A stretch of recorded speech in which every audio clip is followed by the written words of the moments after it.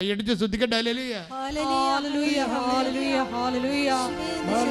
ഒറ്റ മറന്നാലും ഞങ്ങളെ മറക്കാത്ത അവിടുത്തെ വലിയ സ്നേഹത്തിന് നന്ദി പറയുന്നു.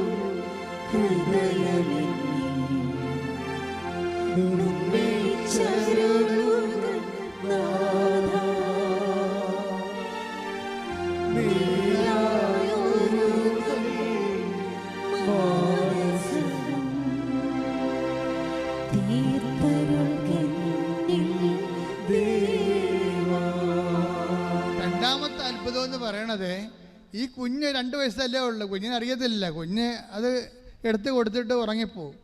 പക്ഷെ കുഞ്ഞിൻ്റെ കൈ അവിടെ തലയ്ക്ക് ഭാഗത്ത് ബൈബിളിൽ അകത്ത് വെച്ചാണ് ഉറങ്ങണ കുഞ്ഞ്.